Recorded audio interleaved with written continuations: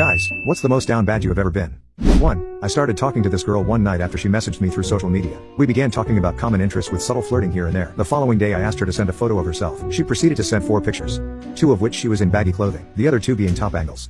All of these photos had 2 things in common. All had filters, and all hid what everything below her neck looked like. I instantly suspected that she was horizontally challenged. After talking for a little while, our conversation shifted to a more intimate context. She told me about some of her fantasies, such as getting tied down and tickled. I refused to follow through with that one but told her I would fulfill some of her other ones. We made a plan for her to sneak over while my parents were out of my house the next day. Well, the next day rolls around and we talk about her coming over, which she later does. After waiting an hour for her bus to get to my house, I waited outside so she knew which house was mine. As she walked to my driveway, I noticed something about her. Not only was she hiding her body for good reason, but she was also very unattractive in person. Maybe a solid 2 out of 10. To put the cherry on top of the cake, she smelled like a mix of body odor and cigarettes. Me, not wanting to be rude as she had just traveled across town to do the devil's tango, walked into my house and into my room.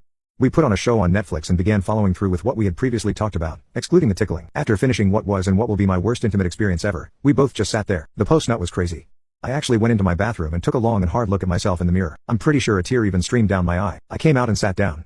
I sat there thinking how I could get her out of my house without being rude. I finished a glass of water and said I was going to go fill it. I quickly pulled out my phone and bribed my sister to come knock on my door and tell me my parents were home early and that they needed me to help them unload groceries. I told her that I was sorry and that I needed to go help. I told her to take the next bus, which was 20 minutes later. For the next 2 hours I sat there smelling like her and deeply regretting everything I'd just done.